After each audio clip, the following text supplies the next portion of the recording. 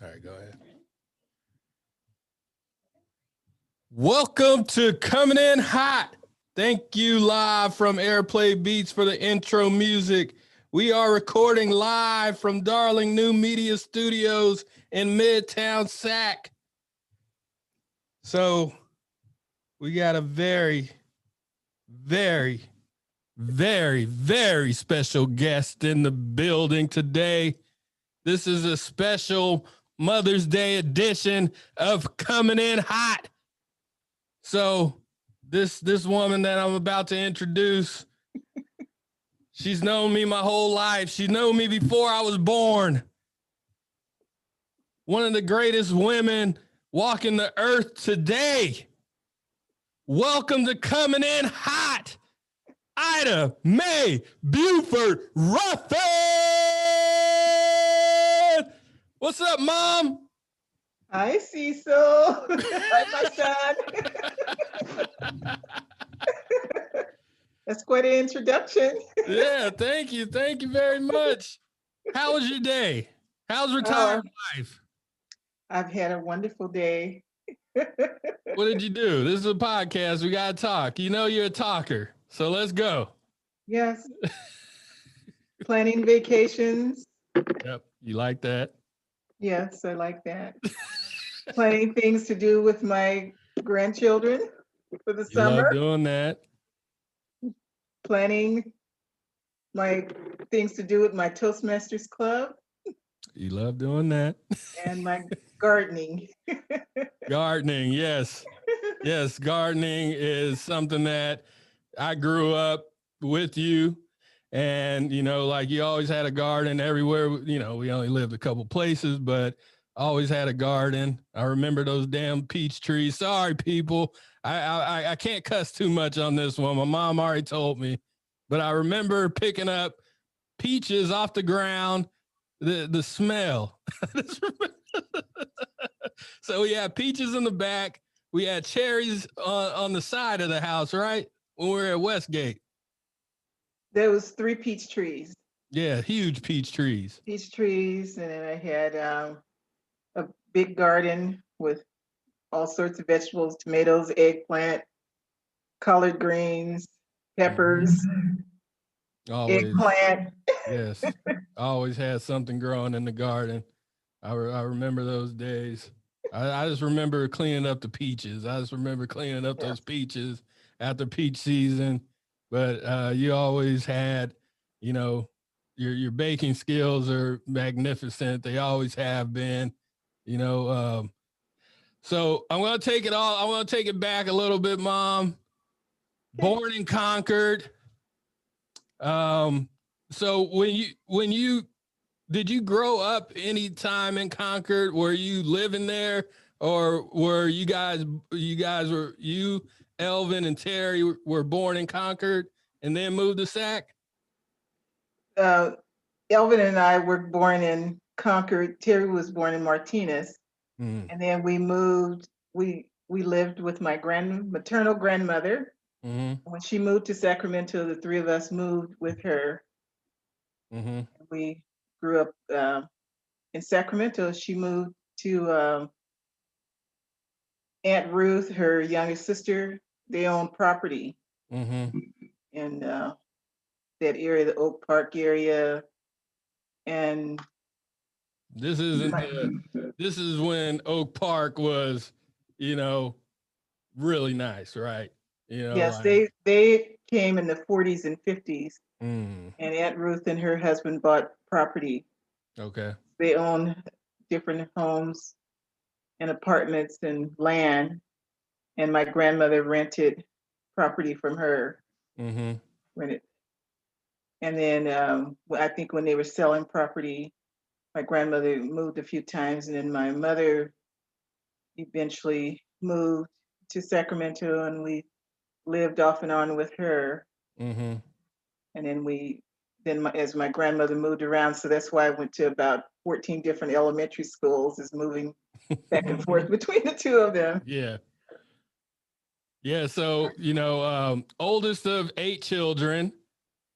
How was what was your part And as being the oldest of, 8 children, what part did you play?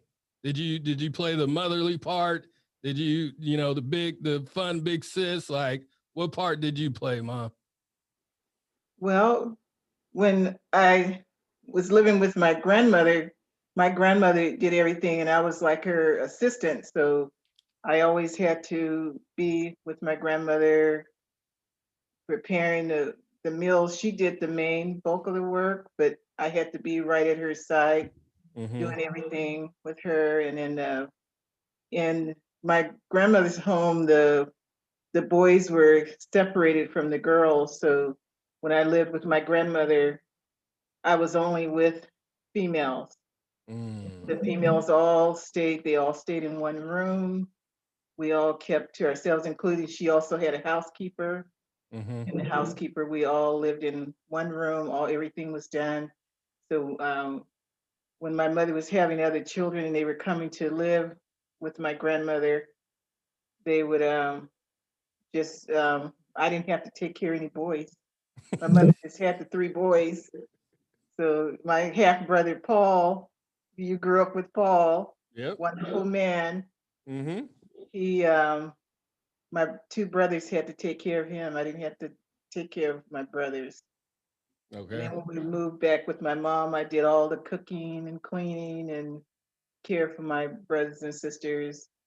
But and then sometimes my grandmother would come and stay for a couple of months, and then she took care, ran the household, and then I would just help her. Okay. And living with my grandmother is very strict. you, it was in the summer picking fruit, fishing, gardening, canning. That was in the summer. Mm-hmm. Fall, all there was different foods that we were planting for the fall. So we hardly ever ate any meat because they fished. Mm-hmm. She and my grandmother and her husband, which is our step grandfather, they fished quite a bit, and we used to go fishing with them along all these areas that are now housing, but all the various sloughs around. And we also picked black walnuts and fruit when as we were, they were fishing. She would have bags and nets and things for the children to pick fruit and nuts. Mm-hmm. And then my grandmother only cooked from scratch, so everything was made. She was very well known for her pound cakes and her homemade biscuits. We primarily ate um, fish and vegetables and rice. That's pretty much what we grew up on. And all the vegetables and fruit was from the yard, from canning, and then the fresh fish every week. So we ate fish throughout the week. And then her husband, Otis, very wonderful man to us, really good grandfather. He hunted and fished. And when we lived in the Bay Area, I remember he was uh, was after this catfish in the bay for many years. He had talked about being after this certain catfish for many years. Mm-hmm. Had a boat, and he tracked he had almanacs, and he tracked all the time, the tides and the season and everything. And he went out. My grandmother kept saying, "One of these days you're gonna die. You're gonna die trying to catch that fish." Well, he went out. It was very stormy. She thought he wasn't gonna come back, but he did come back, and he came back with that fish. And they took a picture of him. The fish was as tall as he was. It was a catfish. I think they call it a channel catfish, but they were really loved fishing. They were people who went out, they studied. They had so many fishing poles and hooks and tackle and bait. Mm-hmm. Really loved fishing. Yeah. Yeah. One thing I do remember is going to Big Mama's house, and she had that white cooler, and it'd be full of fish, and then she'd have a bucket right next to it full of the guts. You know, it'd just be Well, sitting there. that was the one thing that I did do, and I don't miss doing that, is that I was like, oh, this is, nobody else in the family, once my grandmother stopped fishing, no one was canning, no, no one, I think Paul might still, my brother Paul might still do a little bit of canning, but no one does any canning. And now all of that generation has passed away, so there's definitely no one fishing. Yeah. There's no one talking about going fishing or fishing. And I didn't fish. I would just sit. Always had to sit and watch the little kids along with my other sisters. We'd have to watch the kids, sit and watch the kids, and feed the kids and everything like that. But my grandmother, she just really loved fishing. She loved having a lot of kids at her house. One year she had about 28 children at her house for the summer, and it was quiet. You never heard any fighting or arguing. She had very strict rules, and the boys pretty much got to go outside, but you didn't just go outside. It wasn't like you just going outside to play. You were going out. She had people that she wanted you to go to their house and pick fruit and nuts. Then I was in charge. I mean, as a really little girl, I would go to these elderly women's house and sit and read. So I started reading at the age of 4. And then my grandmother would say, you need to go over to this Italian lady's house and sit and have tea with her and read. Or you go over next door to this cat lady house, get a cup of sugar. And then if she asks you if she needs help with something, you tell her, yes, you will help her with, just small things. Maybe she needs you to, come over and help her pour milk in the bowl for the cats or something like that. So I always had to do things with the neighbors, and I grew up with people who had disabilities. They would come to my grandmother's house, just all assorted people, different cultures, different walks of life. So my grandmother always had a house full of people. Then in the fall I don't know if you got a chance to see that, Cecil, because I had no idea that my grandmother had gone into the her great grandchildren were still making the dreaded hoghead cheese. My grandmother was very, very good friends with the Chinese community wherever she lived. And I remember people coming over and sitting with her and having tea, and she would be making arrangements for this hog head. And they would have this hog head ready for her in this gigantic butcher paper. And this would be like in September. So we didn't have to start school until after Labor Day. And my grandmother, I remember being a little kid, like in the first or second grade, and she would bring that big gigantic hog head and plop it down on the end of the dining room table. And she had meat grinders, and those meat grinders, there was like 3 or 4 meat grinders, and they were attached onto the corners as well and sides of the table. And me and my brothers had to take the meat off this hog head and grind it. One would have to take it off, and we would cry, and my grandmother had switches. We would be crying, and she's like, "You're gonna get this," you know. I wasn't.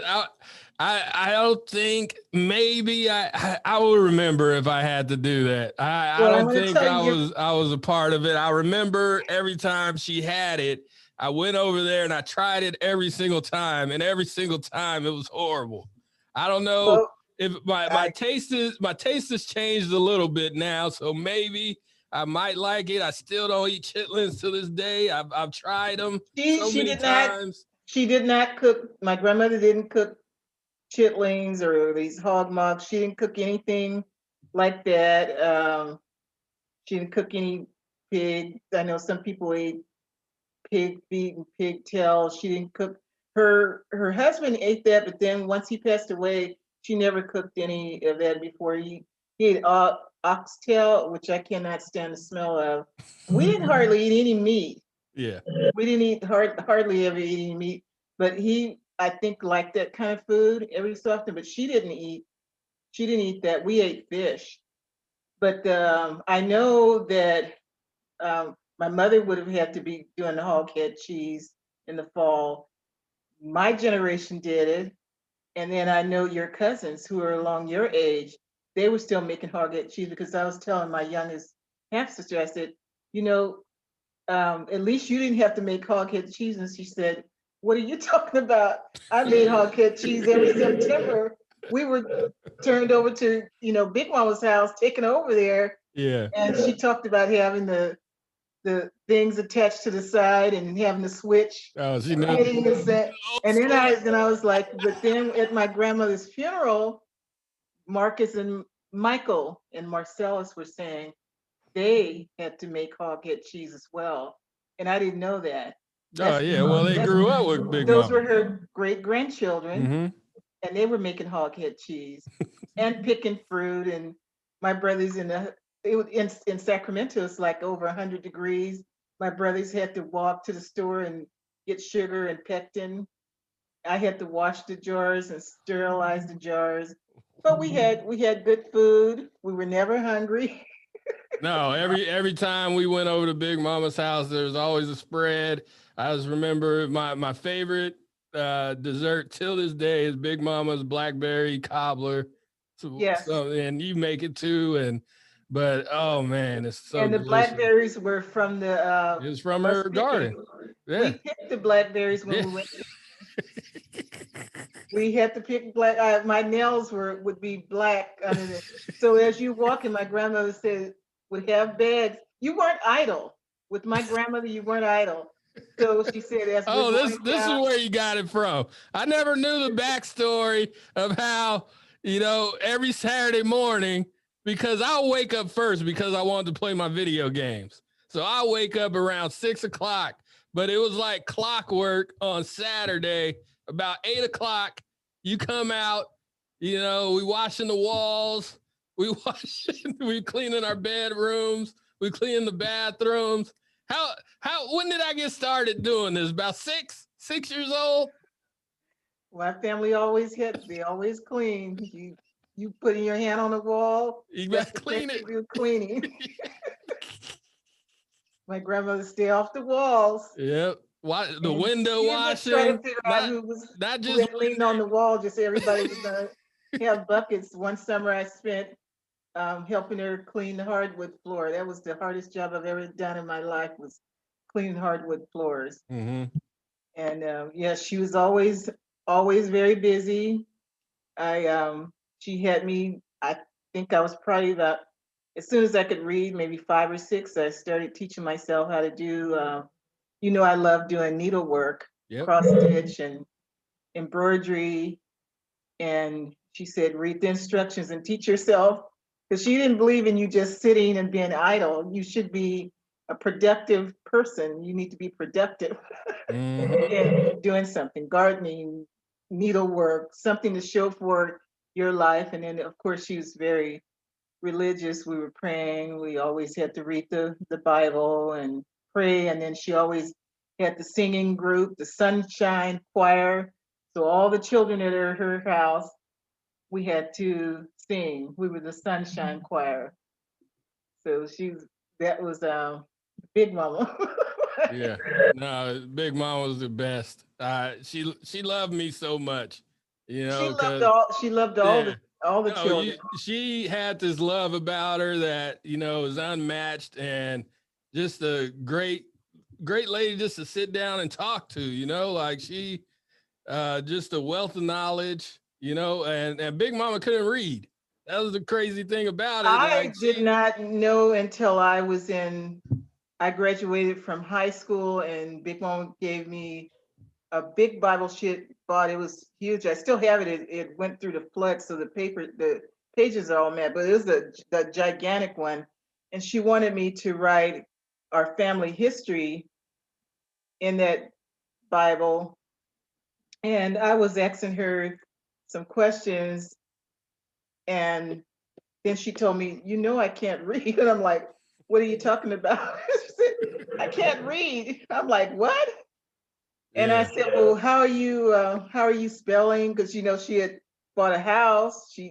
Her house is still there. She had bought her house and had been living in her house that was after her husband was died. She did all the negotiations. She could count, and she can count money. And she just said, I can't read. She had memorized all these scriptures. And I was like, well, how are you teaching me how to read? Because she taught me, she did homework with me when I was growing up, all my math, and taught me how to tie my shoes, how to do a lot of different things. And then I would sit and read. I had to go over and read to, like I said, she would send me over. There was an Italian woman who lived across the street when she lived in Oak Park, and she said, go across the street and read to, I don't remember what her name was, just go and read to her, and then go next door. There was a German family, elderly couple next door, and she said, go over and just sit and read. And I don't know if they could read or not read or what, but I was over reading to all these elderly neighbors and reading different books. So I really enjoyed reading and writing short stories.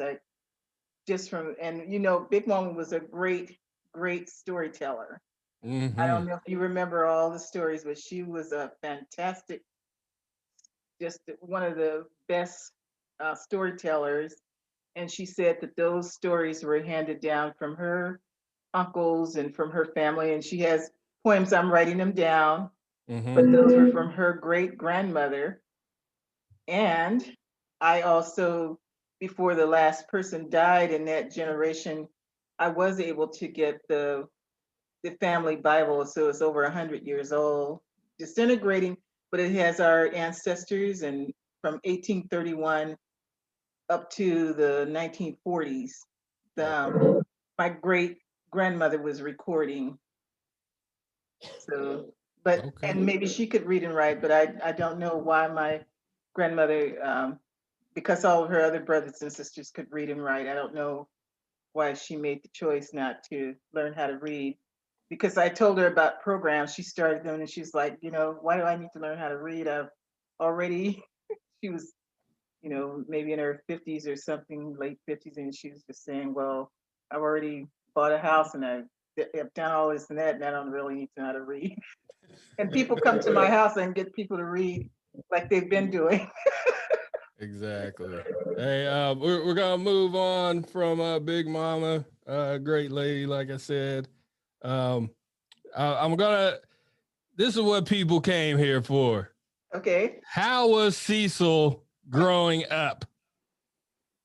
Cecil, from from a newborn. Hey, we only got about 35 more minutes, Mom. So we ain't talking about the birth, all right?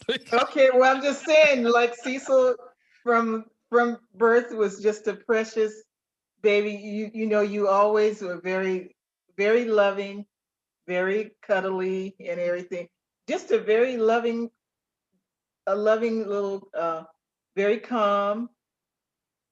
And when you got about 2 years old, I started noticing you were having a lot of energy. So I get you a ball, and you always like to be outside playing quite a bit. You like to run really hard. So we went to a lot. You and your sister went to a lot of parks. We went to the park, rain or shine, year round, because you both of you just love being outdoors, and um, you're very social. Always been very, very social. So when you got about 3 years old, I talked to the pediatrician. I said you had a lot of energy, and I said, would it be okay for they started having some football? And the pediatrician said, absolutely not. He cannot play football, but he can play soccer. So your sister is almost 4 years older than you. She had brought home a paper that was talking about soccer in the Northgate area. And that's how I found at age 4, I went over and registered you, and you were able to play soccer because you had a lot of energy, just a bundle of energy. And your doctor said there is nothing wrong with him. That's the natural course of growing, all the chemicals in the body's growing, the body stretching. That's very natural. And then at that time, people were starting to talk about ADD. And she said, it's not ADD. This is the natural course of growing and developing. And he can play soccer because it's a natural, very natural running and jumping, playing. What So a great doctor. That's not gonna give you a handful of pills for your Dr. kid. Pierce. Yeah. She retired, just as she said she was going to retire after you graduated from high school. She did. She retired on I think she retired on your birthday or just after your birthday. But you remember her. She was very, very nice because I had to get the medical sign off annually because she played sports from 4 all the way through high school. Yep. So you were very, very active playing soccer. And then she said you couldn't play, you desperately want to play baseball. She said when you become 10 years old, because of the development in your limbs, she didn't want you swinging and taking anything out of joint. So I listened to her, and you really enjoyed playing sports. So you played soccer, you played basketball, baseball, bowling. What else? Yeah, huge bowling family we got. Yes, we bowled. And you were in the hot doggers when you Hot were doggers, 5. yep, yep, And yep. then in addition to that, we're very good, devoted Catholic family. Very devoted.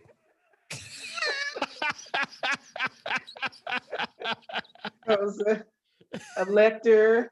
You were an altar server until Yep. you were 18.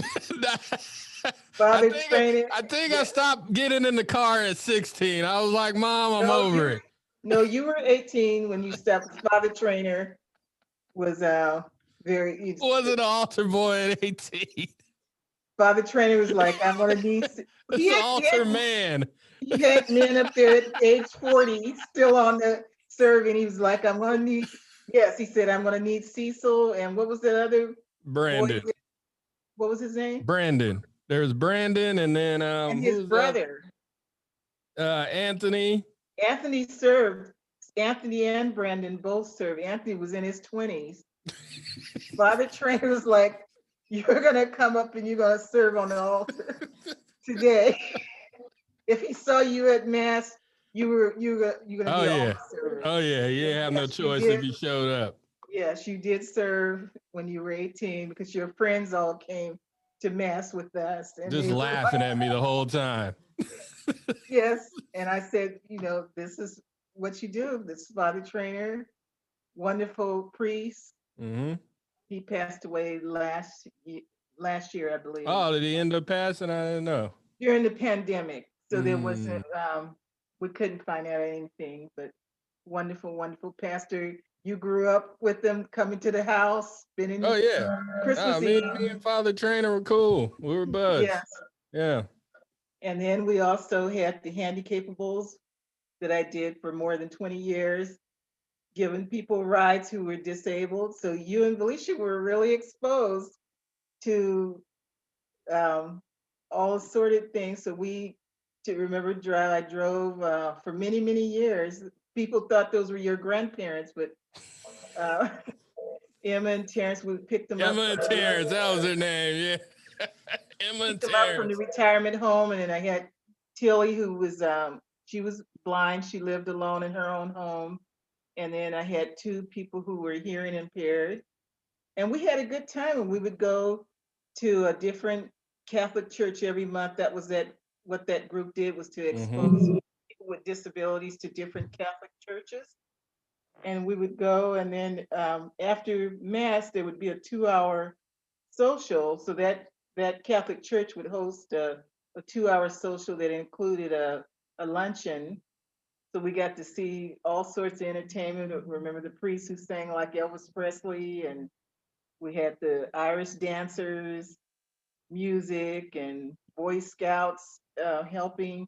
And you were about 5 or 6 years old. You would help feed people who couldn't feed themselves, and go around and see who you could, people in wheelchairs. You would help them push their chairs and sit with them and help feed them and talk to them. So then that one time we had this huge donation of there was a group that knew that I worked with people with disabilities, so they gave us all these Christmas stockings, and there was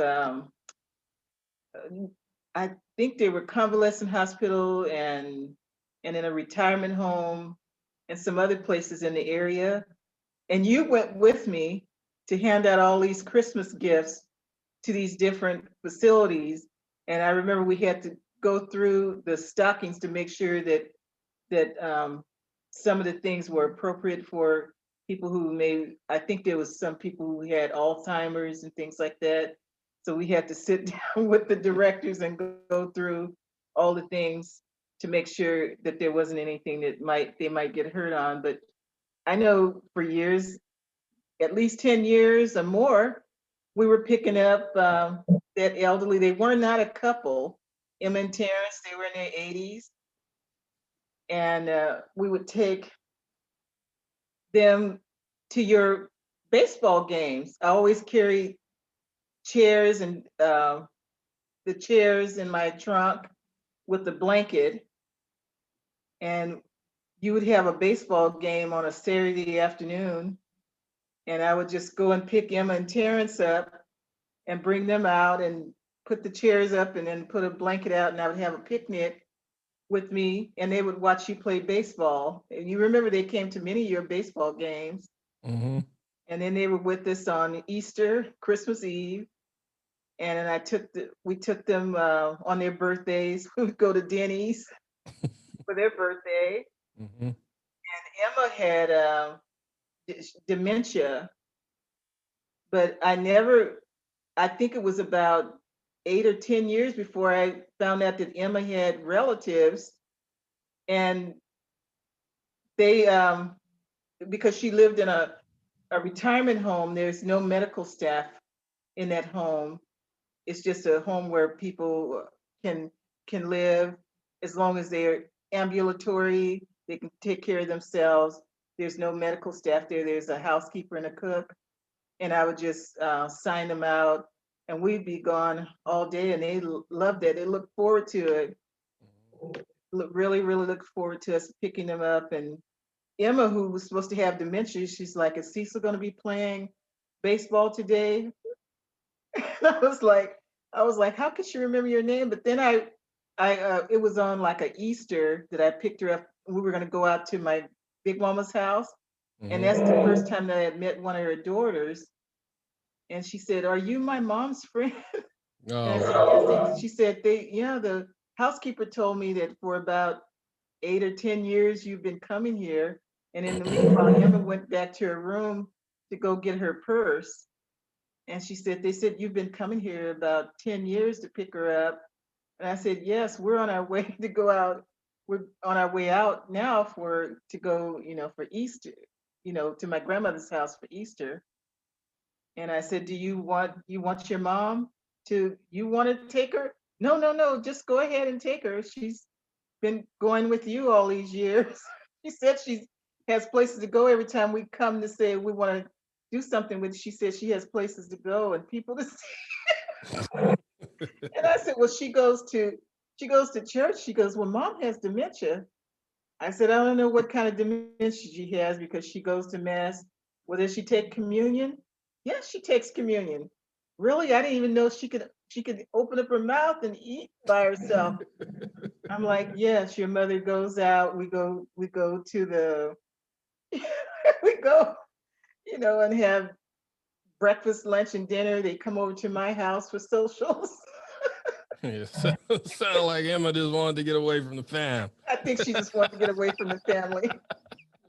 Hey, And Mom. then Terrence, for Terrence, you remember Terrence? He was. Oh, I remember Terrence. I remember Terrence. Very different. With, he was hearing impaired, but he also had some other things going on.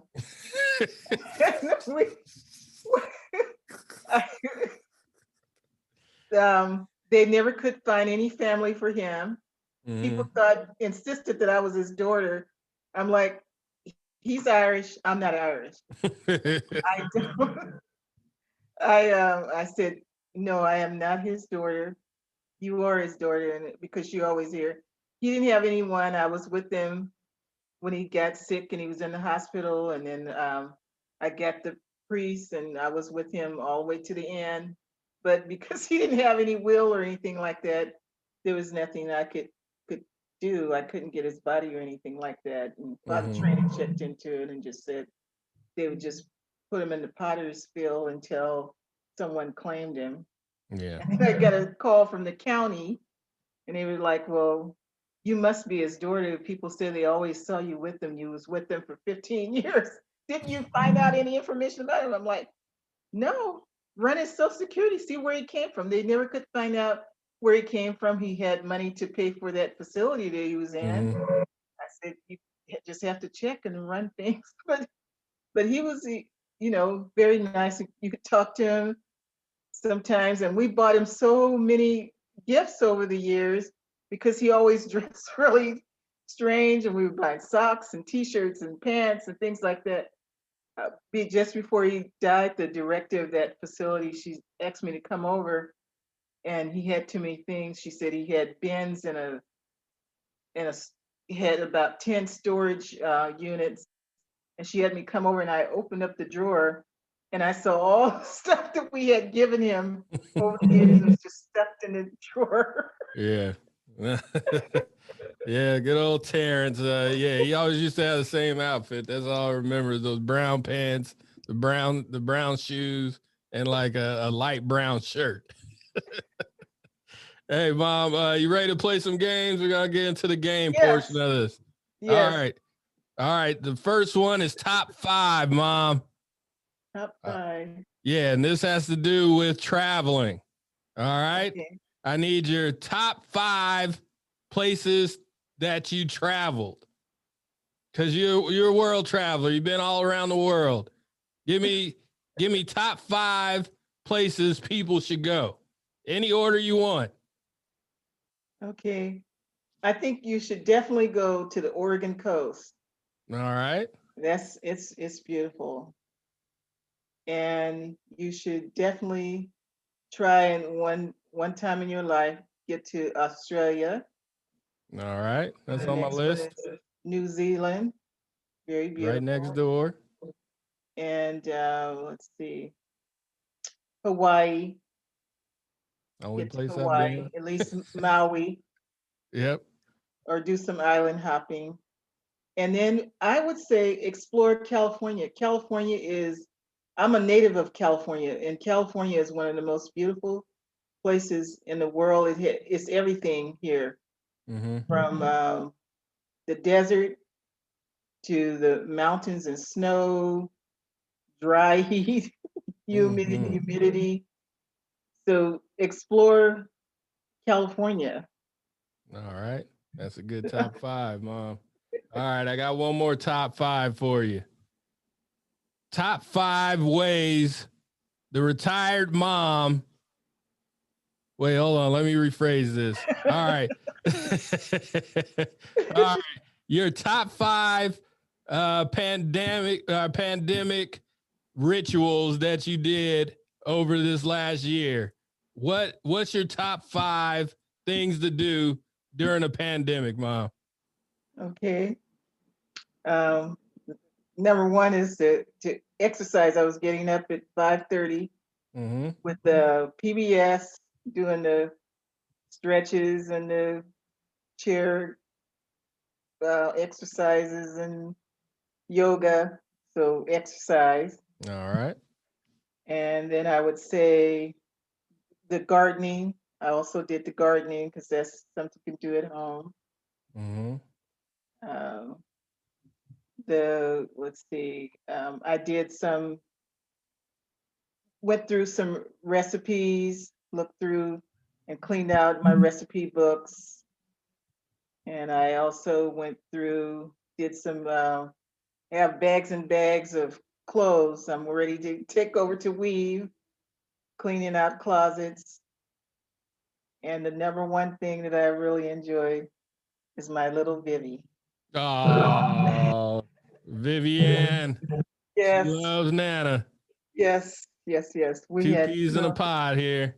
lots of fun.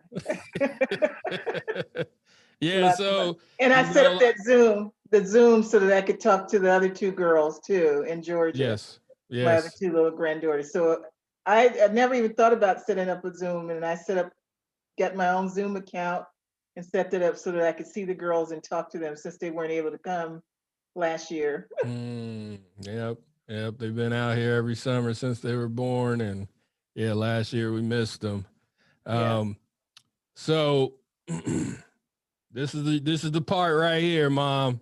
I called you last night. Oh, wait. She got papers. Oh man. Hey, this ain't a Toastmaster speech right here. Yes. This she brought out the papers. All right, Bob. Hey, it looks like you're ready. This is a Beautiful. different speech from last night. I was on with my Thomas pop-up Toastmasters last night. And next week I will be on with my Cal Center communicator Toastmasters. Toastmasters is the greatest. Okay. Hey, I gotta bring you into the covenant hot, all right? Okay. Hey, Mom. This ain't a Toastmaster speech. I need about 3 minutes. All right. So Okay, I'm gonna go real. That's why I wrote those this two down. pages right there. We ain't gonna get through the 2 pages. Okay, All right. well, Ida, May, Buford, Ruffin, come in hot. Get it, Mom. Okay. This is Teacher Appreciation Week. Teachers Appreciation Week is celebrated the first full week of May each year. This year is May 3rd through the 7th. It's also called National Teachers Day, which falls on Teacher Appreciation Week, and it's yesterday, May 4th. And we celebrate Teacher Appreciation Week as an important time to shine a light on teachers and thank them for the pivotal role they play in children's lives and futures. And I want to just thank you. I don't know if any of my teachers are still living, but if they are and they hear this podcast, and I want to just thank some teachers from special schools that I went to. Well, the first school on here is Caleb Greenwood Elementary. Shout out. 5th grade teacher, Mrs. Scarborough. Shout She out. taught me the importance about voting and keeping abreast of current events, community involvement, and current events, and helping others with disabilities, especially. That librarian from Caleb Greenwood as well, and Principal Hoffman, who believed in zero tolerance in bullying, because every school I went to, I was beat up. And he was, when I got beat up from his school and I had to go and live with my mother, he said he was gonna scour the earth and find whoever beat me up. And he called my my mother and my grandmother and kept them abreast of what he was doing. All right. So Crocker Elementary School was my favorite school, the most memorable. 5th grade, Miss Post, and she married, so I don't know what her married name was. Academics and music and choir.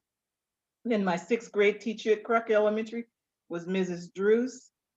Guidance to reach for the stars, cultural diversity, and a strong promoter of math, English, science, and she really wanted all of us to aspire to go to college. Also, the librarian, Mrs. Hubbard, gave me guidance on research projects, how to read a variety of books. And then the other one was Principal Johnson at the Crocker Elementary School, zero tolerance on bullying. He was Bulldog Johnson. He also promoted the food program and made sure that any children, especially if they looked like they were hungry, that they got food. And I never knew about, I was hungry many times. When I was living with my mom, she probably just didn't have the money and resources, but he made sure we were fed and got food. And then Donner Elementary School, that now UC Davis, I think. Sixth grade, there was a teacher named Mr. Morrison. It was considered an intercity school, and he paid out of pocket for the bus and the field trips and all the food that we ate on those field trips. And then in my Las Palmas Junior High School, my English teachers and Mrs. Ramsey, who's our reading teacher, and she also encouraged me to do story writing. And then also I had a science teacher, I don't remember her name. And then I went to Norte Del Rio High School, the #1 top teacher who really loves science. I had him 3 years, Mr. Wilgus, biology, chemistry, advanced biology. And he took us out to UC Davis. He was making young scientists. He really encouraged us. He really worked directly with us. And then there was Miss Chilcott and Mr. Brooks, who really helped me and encouraged me in my math and especially algebra. And there's at that same school, Miss Schultz and Miss Terrell, physical education and hygiene. And I had a 10th grade English teacher, I don't remember her name, and Mr. Buell and Mr. Hoffman, business administration. And then at Sac State, definitely Professor Thornton, her name, I think she went back to her maiden name, Professor Simmons. Wonderful, wonderful professor, because I'm an alumni also of Sac State. And I want to thank also those teachers that my kids had at Maury Avenue Head Start School, St. Joseph School, which was formerly called Our Lady of Fatima Catholic School, Sister Rita, Sister Mary, and all the other teachers. And thank you to the teachers at Mariloma High School that Cecil went to, especially Mrs. Axtell, Cecil's marketing teacher. And thank you to the teachers and all the instructors at St. Francis High School, where Felicia went. It's all girls Catholic high school. So this is a shout out and a thank you. Big appreciation for all those teachers who are devoted and dedicating to making the lives of children and young people better and memorable. And that is my speech. That's your TED talk right there, Mom. Hey, so before we get out of here, I want to take a little moment here just to thank you, Mom. And, a lot of people, they know like my struggles with alcohol and stuff. And I really didn't get into this stuff. I wasn't even in my mom's house when I really had my downward turn. I was more of an adult, like in my 20s, because, as you just heard, our family was strong and we stuck together, and I just wanted to go out on my own and thought I knew the world. And, through all of this, through these last few years and, even beyond, my mom's always had my back. She's always took me in when I didn't have a place to go. And, I just want to tell you right here in front of everybody that's listening, thank you, Mom. I love you. Happy Mother's Day. Thank you. I love you, my son. And what I always say, don't wallow. Get up and don't wallow. Get up and don't wallow. There you go. Hey, for coming in hot, this is Chef Cecil. You can holler at me at Nash and Proper. You can holler at me at Chef Cecil. You can holler at me at Coming In Hot. Go to www.nashandproper.com for those delicious, crispy, hot chicken sandwiches from your favorite spot, Nash and Proper. I'll see you next week. Love you. Peace. God bless you.